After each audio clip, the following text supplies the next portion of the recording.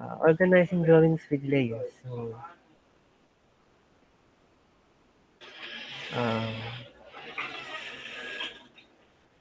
with layers, you can associate objects by their function or location, display or hide all related objects in a single operation, and enforce line type, color, and other property standards for each layer. So, for example, meron tayong object dito.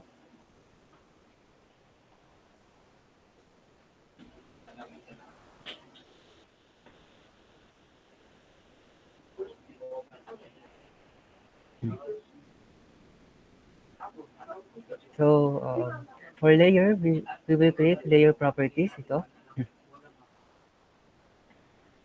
Then as you can see, ito yung default layer. Layer 0 is the default layer. So we can change the current layer by selecting which layer we want to assign as the current layer. So for example, layer 1 is the current layer. Uh, so ito, lahat ng nasa green, itong green object, yun yung layer 1. So for example, minove natin to.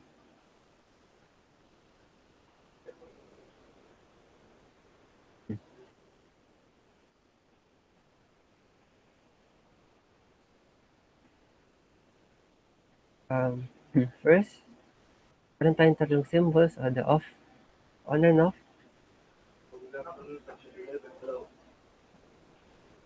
uh, the freeze, and the lock. So for example,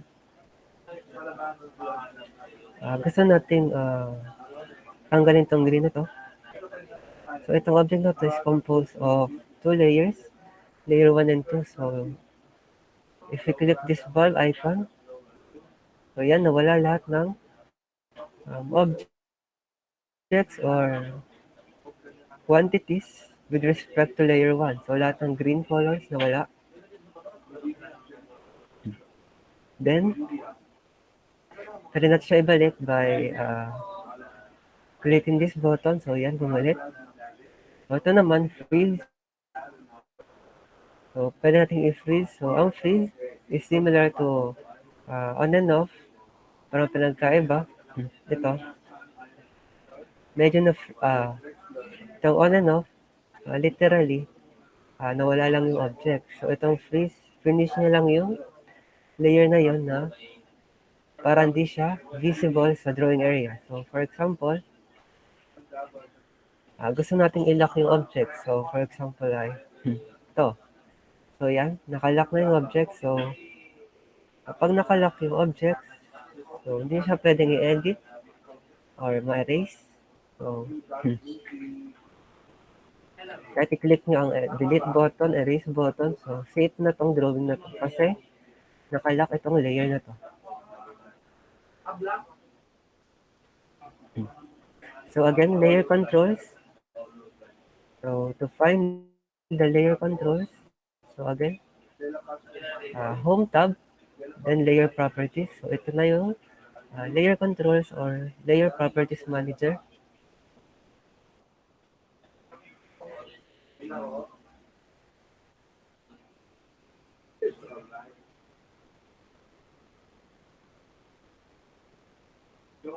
So ito yun, katulad nito. So ito na yung kalalabasan.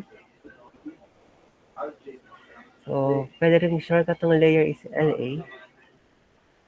Labas na matik yung layer.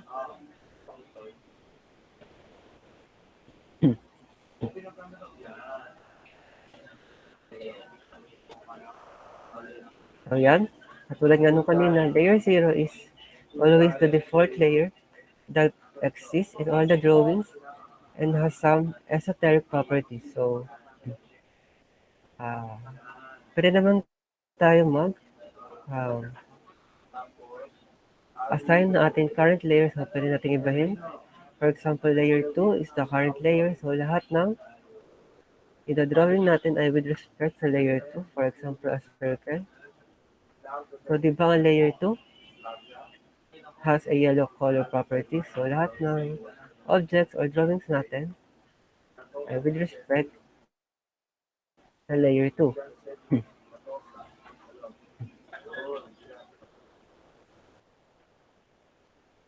So, yan. Let's move on to the layer settings or we have some commonly used layer settings.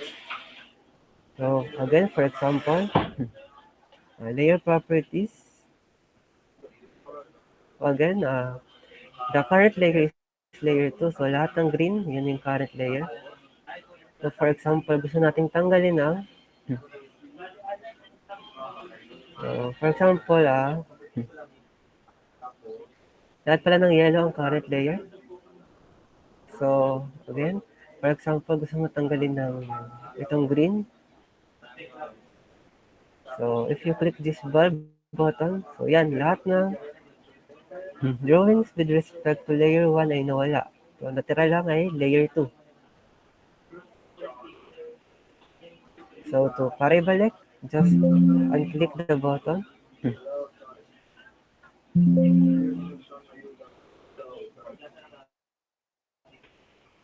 So, yan. Next, ganito, ito is for the freeze button. Freeze or toss layer for the entire drawing. So, yan.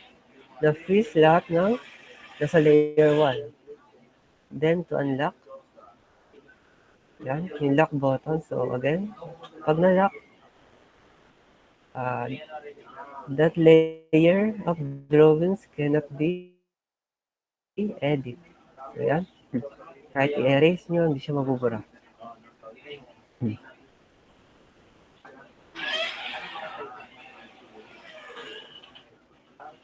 So, also, we can set default properties. So, ito yung mga default properties. For example, the color. Yan, we can select any color we like to assign. The line type. So, kung continuous or other type. The line weight. Pwede natin palitan ng weight. For example, 1.4 millimeters. The transparency. For example, gano'n natin 50.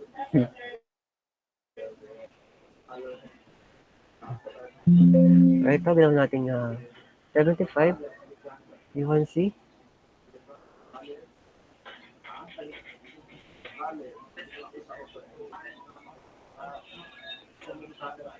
You can see yung transparency nitong object sa layer 2 ay nag-iba or about 75% ang nawala para maging visible type 0.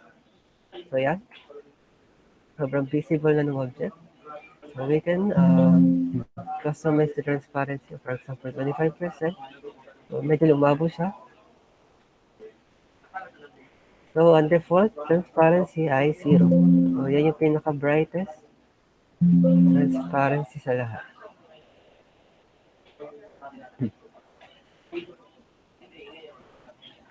Then the description for each layer. So yan, controls in the layer properties manager. So dito sa layers properties manager, we can add a layer or delete a layer.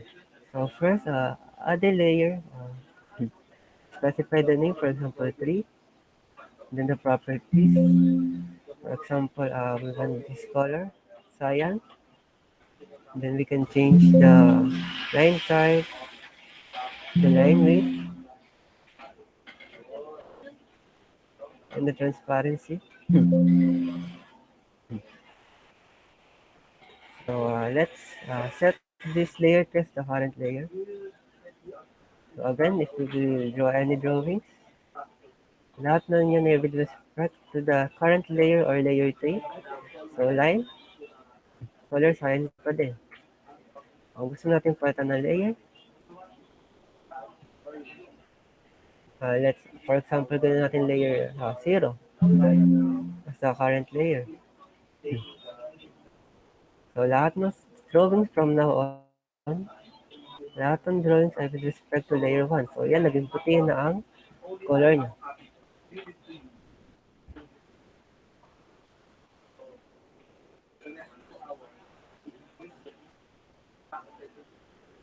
So, quick access to layer settings.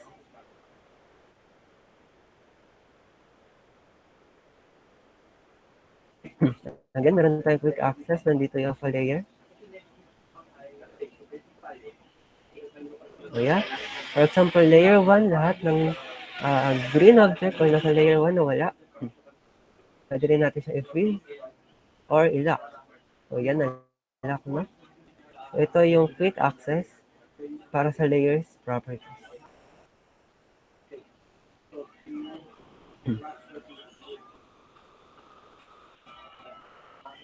So, in summary, for layers, layers organize the drawing, enables you to temporarily suppress the display of unneeded graphical data. So, again, you can also assign default properties such as the color and line type to each other. So, ito, yung sinabing temporarily suppress the display. So, for example, ang kailangan mo lang lahat ay, ang gusto mo lang makita sa drawing area ay itong object na to. So, go to properties. Then, i-off mo lahat ng, so let's set first the current layer grid. So, i-off mo lahat ng unnecessary layers. So, yan. So, kapag na-off na, so lahat lang ng nasa layer 1 o lahat ng green objects, sila lang ang visible sa drawing area. So, again, para ibalik, uh, i-turn off ang, yan. I-turn off natin ang, i-turn on natin again, i-turn on ang drawings para maging visible again sa drawing area.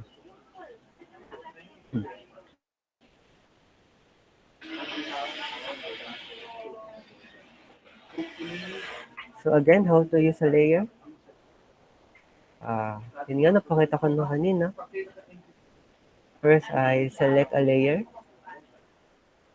For example, layer 3.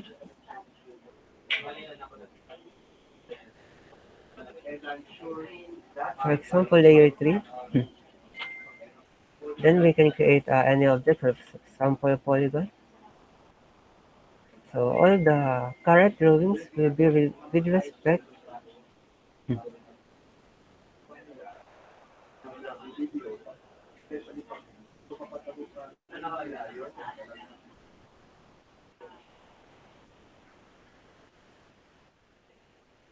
So all the current drawings will be with respect to layer 3.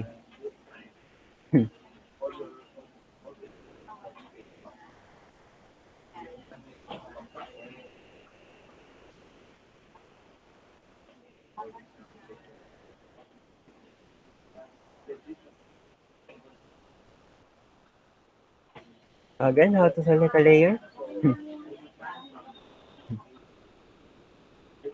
Ito, punta tayo sa home tab. Then, layer properties. So, yan. Pwede tayo mag-select dito ng layer.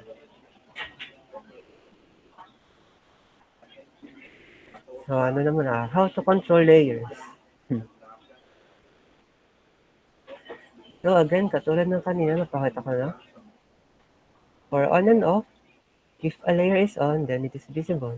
Otherwise, kapag click nyo itong bulb button, syempre, magiging not visible na yung layers. So again, reminder, only layers that are on can be edited or plotted. So yung freezer to naman, ito, yung symbol na to, freezer and to are similar to on and off. Pero yung frozen layer ay not visible while the thawed layer is visible. So parang same function lang naman siya with respect to on and off. So if nag-freeze tayo, So, yun yung off button. So, pag naka-on tayo, syempre, yun naman yung tone na button. So, to is with respect to the on, and freeze is with respect to the off button. So, yan. Additionally, objects na naka-frozen layer I cannot be accidentally erased. So, for example, enough natin tong ah, layer 1. So, yan. So, di ba nawala yung objects with respect to layer 1? So, di natin siya accidentally may erase. So, safe yung drawing na yun. Or, kung gusto nyo, para mas safe talaga, you can lock, you can lock the button. So, yan. Para visible pa din siya. Pero, di siya pwedeng ma-erase. Parang nakalock lang siya. So, example, pwede tayo mag-lock. Yan, pwede natin siyang patungan ng other layers. So, for example, dinelete natin to. Yung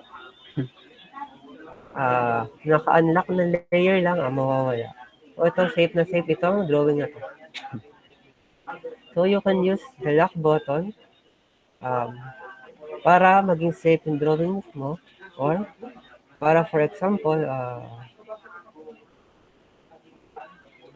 accidental mo na pindot na erase,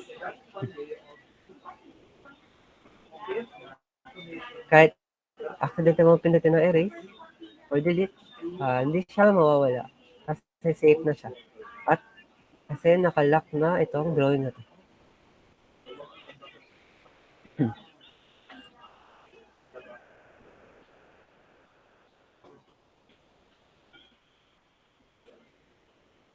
So again, to summarize, we can open the Layer Properties Manager. First, using the Home Ribbon tab, then the Layer Properties. So ito na yung Layer Properties Manager. And another way shortcut is type LA.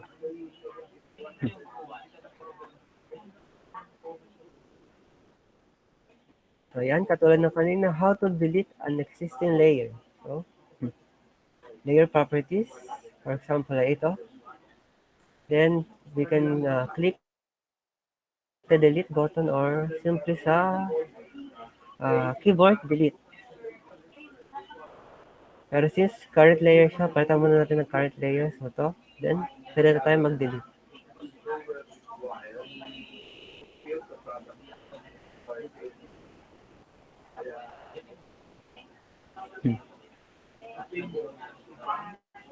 So po ito, menu later, pwede na tayo mag-delete.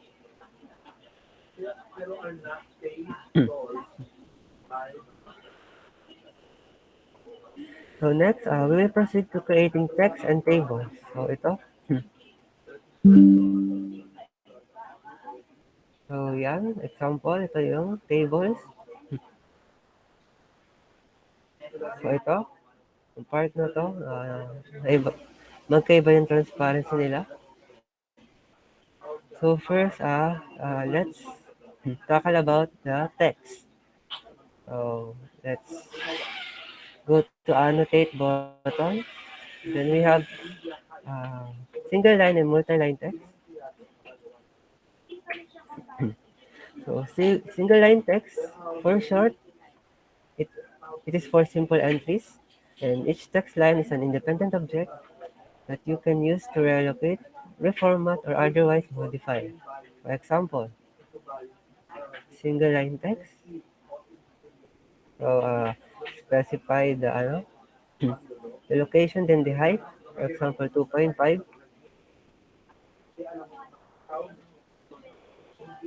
Pwede tayo mag-type. For example, AutoCAD. So ito yung single line text. So again, we can create a single line text.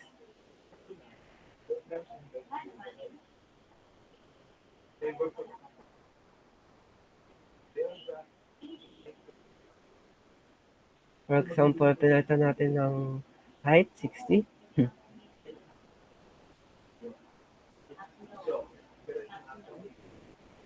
Pwede din nating i-customize ang angle of the text. For example, 15 degrees.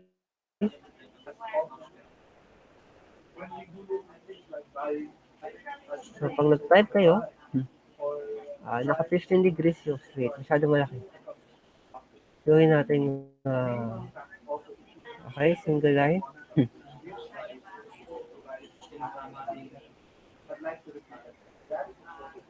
20 lang. So, for example, 15 degrees. So, yan. Kaya tayo mag-type ng text na with respect to a certain angle. For example, 15 degrees. So, yan.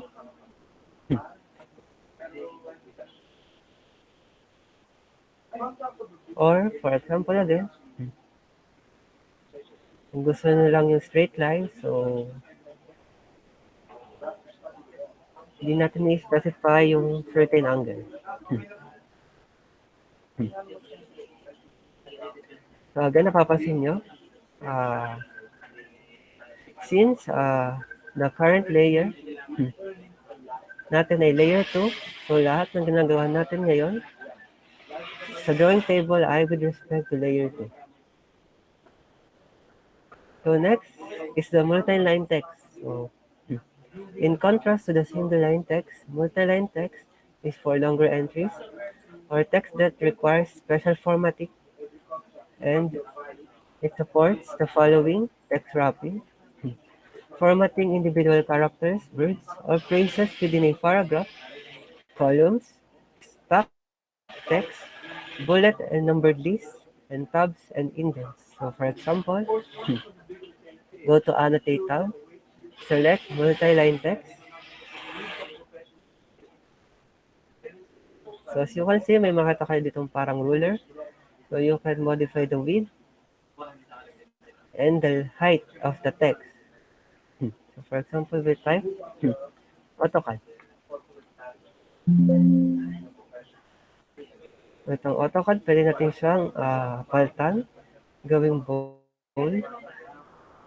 So highlight, gawin natin bold. Italic, select the font size, pwede rin.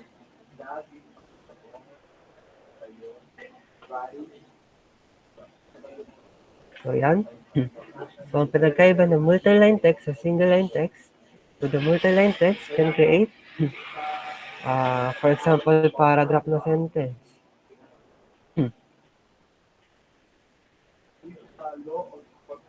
For example, sobrang haba itatype nyo. For example, sobrang haba yung itatype nyo paragraph, sentences, for example.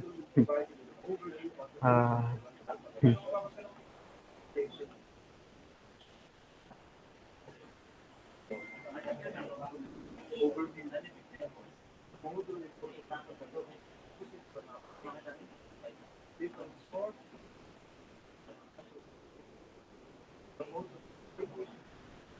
for example, sobrang haba yung sentence na itatype natin. Pwede natin siyang, so yan. So parang mag-fit. Pwede natin i-adjust yung width.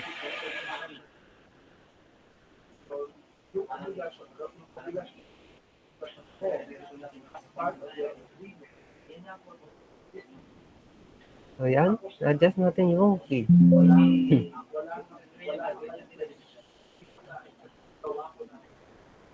So again, the difference ng multi-line text sa single line. Single line is for short text. For example, AutoCAD. While multi-line text para sa uh, mas longer text required, then may lalabas na ruler. You can modify the width and the length, the height.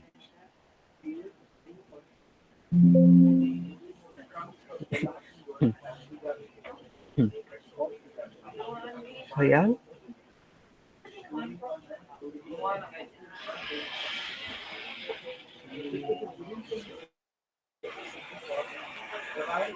So ito yung parts ng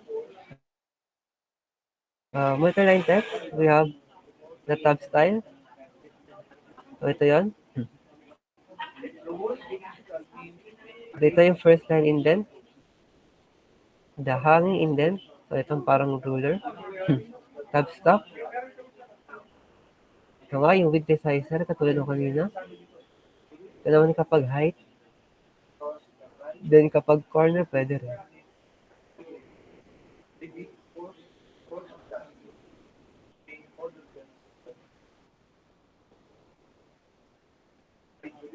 So next, let's proceed to tables. Pwede rin tayo maglagay ng table sa AutoCAD. For example, we will include the specifications of a certain object, or uh, we will input data, or for example, the cost of the object. So to create a table, just go to the Home tab, then click Table. So yan, we will modify the number of columns, for example, 4, and 4 data rows. Then specify the insertion point. So yan.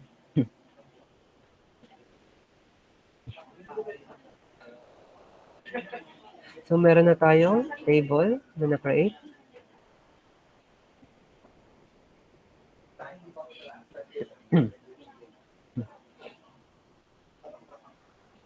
So yan. So ito nasa pinakataas, ito ang title. So we can customize the title. For example, AutoCAD. Then we have the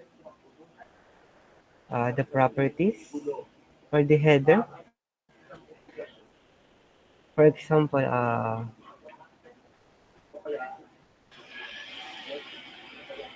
output 1, output 2, and so on and so forth. Then, ito naman yung parang pinaka-data. So, just like the Excel file, familiar naman kayo sa Excel file. So, parang nag-insert ka lang ng Excel file sa AutoCAD. So, the properties in editing this table is the same as the properties or the procedures in editing in the Microsoft Excel. So, again, we can modify or specify the table and cell style. For example, ito.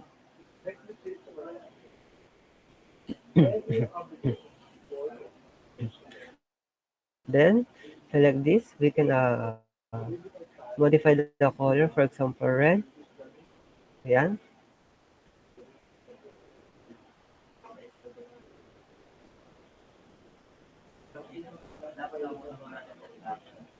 Or pwede rin naman.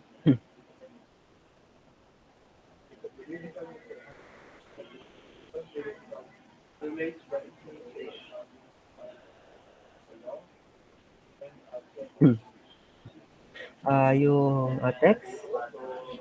For example, ay gawin natin top left. So, yan. Or gusto natin center, middle center. And we can also insert rows above. Or we can delete rows, insert left. So, para madagdagan ng column. Delete column. So, yan, na-delete. So, para lang din siyang kung paano kayo gumagamit sa Microsoft Excel. So, next part is the data link.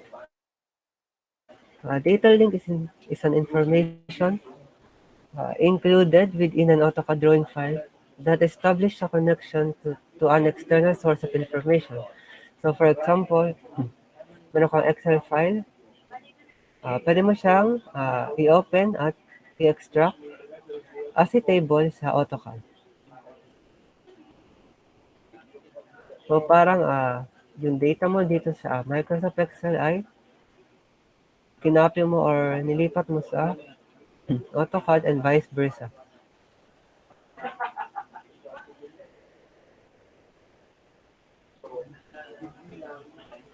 So again, how to create tables, to refresh, home tab, then table, to specify first the number of columns and the number of rows, then identify the insertion point. So yan, meron na tayong table.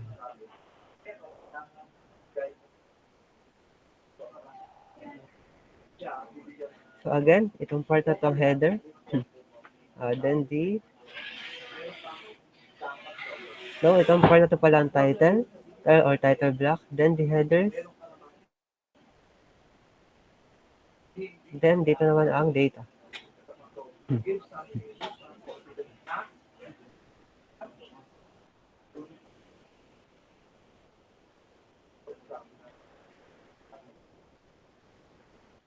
So again, for example yan nga, we can add the title.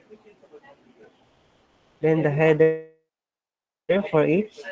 Example description, price unit, quantity, price. Then sa certain cell or certain headers, ay pwede tayo mag-input ng ating certain data.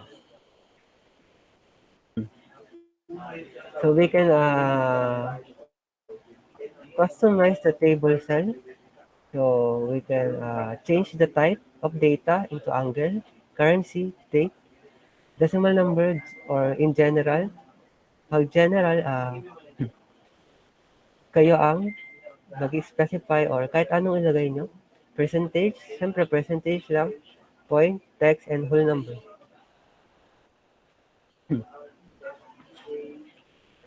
So ganyan na mangyayari. Parang Excel file nga siya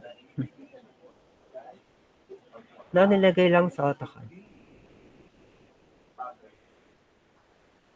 So the next type is the hatch command.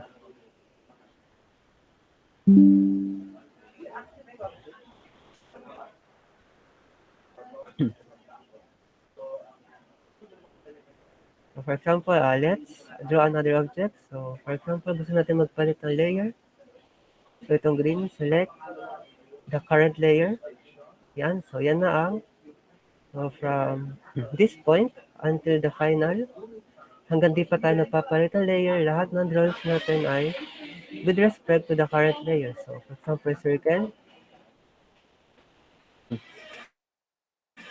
Then we create a rectangle. So to hatch, simply type H. Then select the point you want to hatch. For example, ito. At saka ito. So yan, na-hatch na natin tong object na to. So the hatch can be modified by pattern, gradient. So wait, hindi natin siya may edit kasi nakalock. Unlock muna natin. So yan, again, kapag nakalock di siya may edit. So yan, naka-unlock na. So again, hatch can be specified according to pattern, gradient, or a solid color. For example, gradient, meron tayong linear, cylinder, inverted cylinder, sphere, hemisphere, curve, inverted sphere, inverted hemisphere, and inverted curve. And we can select the two colors para maging gradient. For example, yellow, this color, and then red. So yan. Ano tayong gradient of red and yellow? Then also for the pattern. So we have the angle. For example, ito.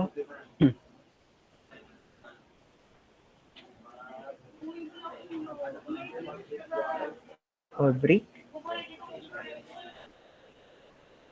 Or earth.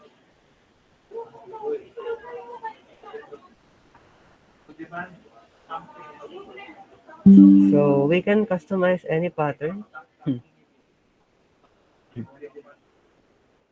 So yan na yung hatch object. So again, for example, pagsamahin natin yung hatch tsaka layers.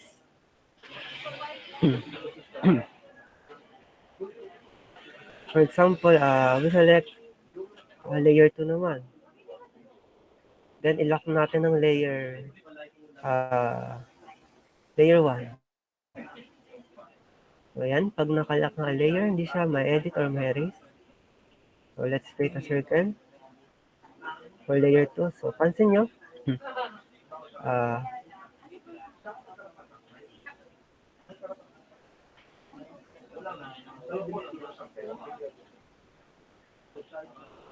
pansin nyo lahat ng drawings kaya na with respect sa layer 2. So, pag-create tayo ng circle nga. Then, a rectangle.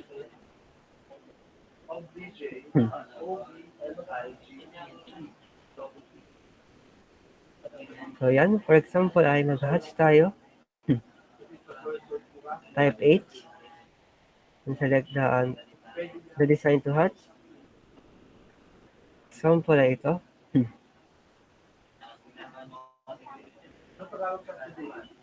Tsaka yan. So, yan. So, as you can see, meron tayong an object 2 na naka-hatch and object 1 na naka-hatch. So, as you can recall kanina, layer 1 ay nakalock and ang layer 2 ay hindi nakalock.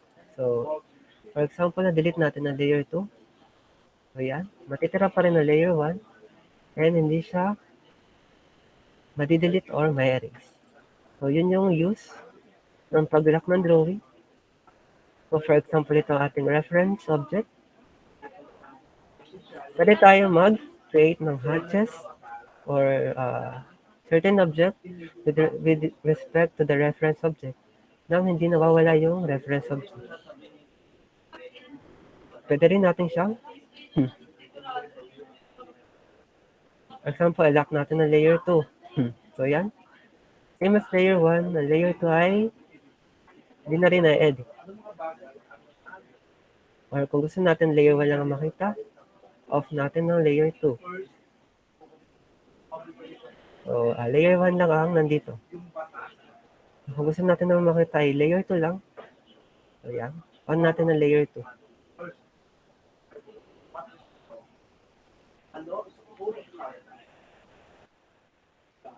So, try again natin ang layer object 2. Specify natin ang transparency. For example, 50. So, yan. So, yan. Parang lumabo yung object or naging transparent lang ay about 40% na lang.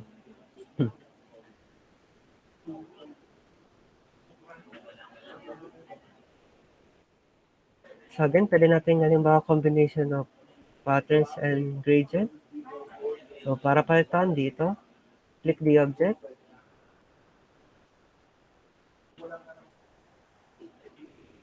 Then we can change it to gradient. For example, ay green. Kaya natin green. Saka yellow. So, yan. Meron tayong combination of hatch from a pattern and color gradient. So, pwede rin namang solid. Isang kulay lang.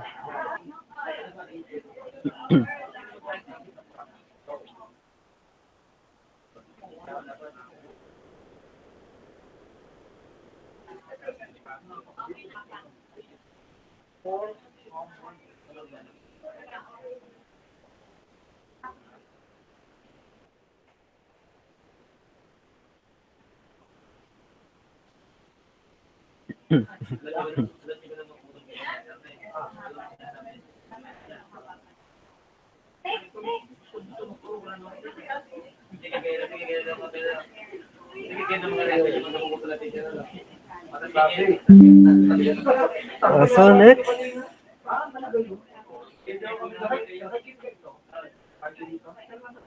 we have working with blocks. So blocks, we can insert a block or a drawing into the correct drawing. So for example, to insert a block, click the insert tab, then insert ito. So yan yung mga blocks na save natin. So pwede nating ilagay. So for example, hot screen.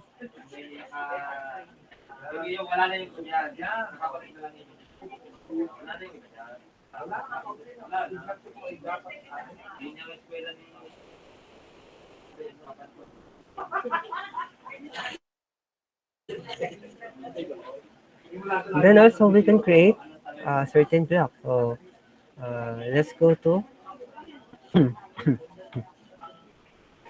insert again. Ito, create block. Then we can name the block, for example, hot test. Then select the object na gusto natin gawing block. So for example, ito. Then okay. So parang the create block is used to save a certain object and create it into a block. So pag tinignan natin sa insert block, nandun na siya. So ito, patches. So yan, lumabas na dito. Yung sinave natin na object or block. So, kung gusto natin isama yung green, again, layers.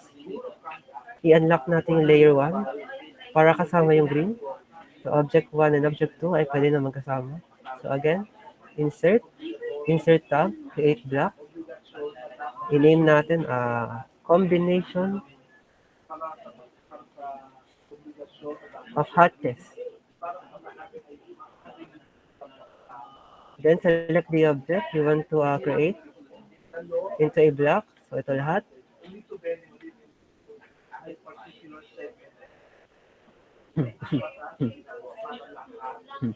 Then, okay. So, makikita na natin itong drawing na to or block dito sa insert block. So, ito yon, combination of hatches.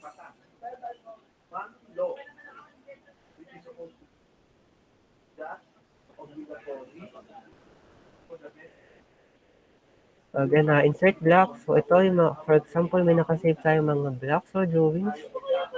Pwede natin insert na lang siya para di na tayo mag-recreate ng certain object through AutoCAD.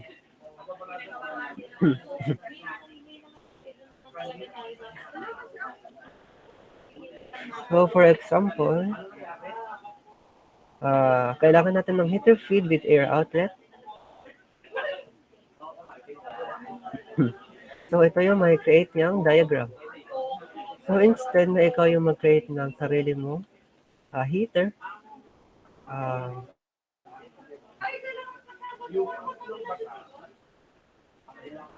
sa halip na tayo mag-create ng sarili nating heater, meron na tayong pwedeng i-insert na lang yung block.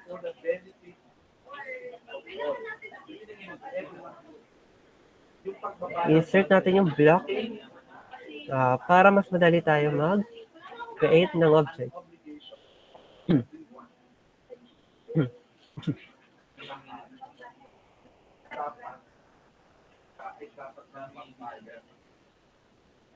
So yan, katulad na kanina, creating a block definition.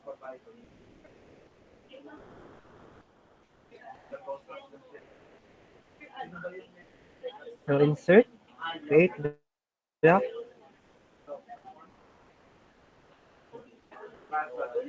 Then type the name. Sample CAD, hatches. Select the object you want to include as a block. Then right click. Then okay. Makikita na natin dito yung sinave nating block. So sa recent block, yan, makikita natin lahat ng sinave nating mga blocks.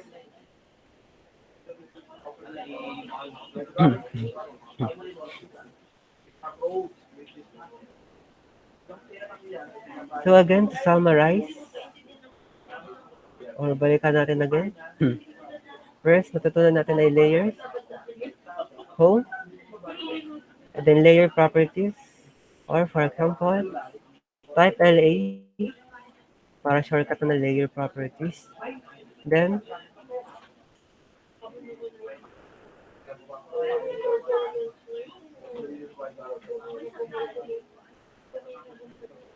For example, the current layer is layer 2. So, lahat ng yellow ang current layer. So, ibig sabihin ng current layer, lahat ng ito-drawing natin objects ay with respect to the current layer. So, pwede natin palitan. Then, we can also on and off the object. So, lahat ng layer 1 nawala or i-freeze. Pag nag-freeze ay katulad ng pagwala ng layer or i-lock para hindi siya ma-delete.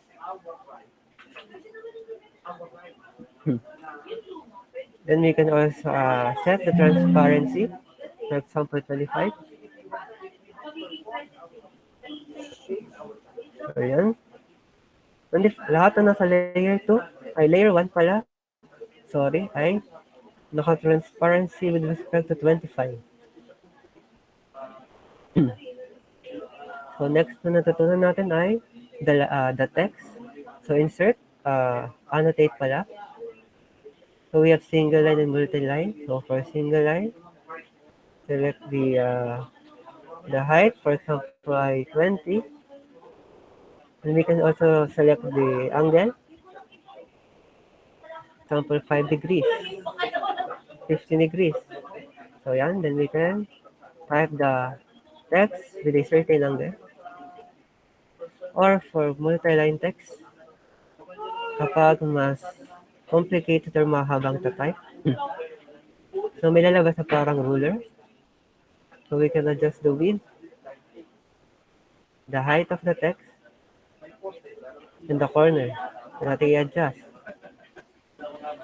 So yung corner ay automatically adjust the width and the height. Parehas na.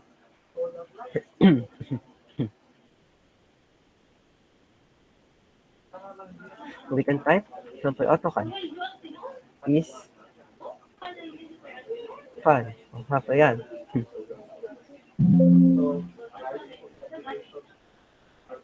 So kaya, AutoCAD is one. O yan. Then, ano natin natutunan natin ay hatches. So, simple sa pag-hatch. Example, may dalawa tayong object. Circle. And a rectangle.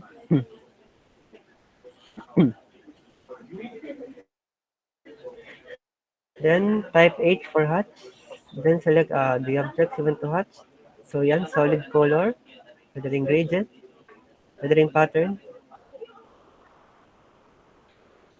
Yan.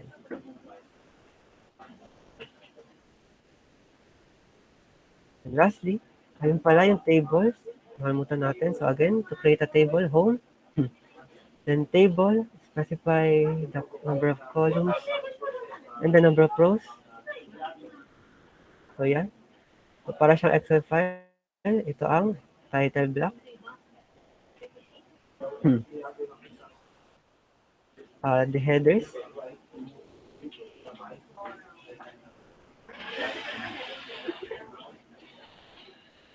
Parang Excel file lang siya.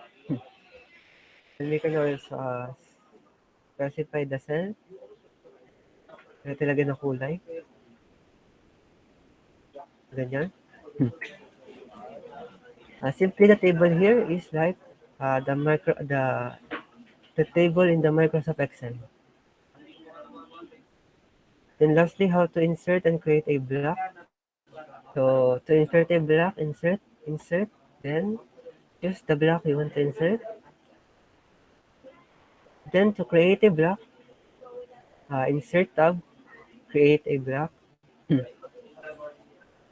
Name of the block, for example, I hatch example. Select the object, example ay are. Right click, okay. So itong na-create natin block ay parang sinave natin. So makikita natin siya dito sa insert block. So ito yan.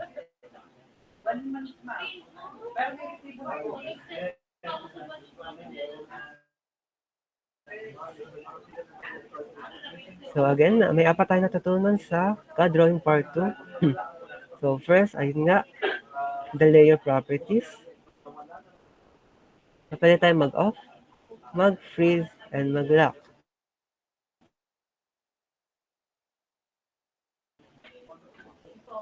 So the selected current layer again. So lahat ng drawing ay with respect to the current layer. So since current layer is 1, so lahat ay maging green. The next natin natutunan ay the single line and multi-line text. So annotate, multi-line, or single line. So again, pag single line, simply, yan, may line lang for simple text. Then multi-line, nilalabas na a ruler where we can customize the width and the height. The next, for the table, home, then table, then select the number of rows, the number of columns and rows. So yeah, again, ito ang title block, headers, ito, then the data, then again, yung sa pa natin natutunan na i-hatch, so ito, type H, then select the object to hatch, so pala ito, yan. And lastly, nga, the insert block and the create block. So, that concludes our meeting for today for ito yung CAD drawing part. So, I hope you continue to work on your CAD output 1, which will be due on Saturday at 11:59 p.m. So, go to your Google Classroom. So, ito yon. Nandito yon. Ito yung CAD output 1. So, I hope you learned from today's lesson and you will now leave them. Thank you. Thank you, sir.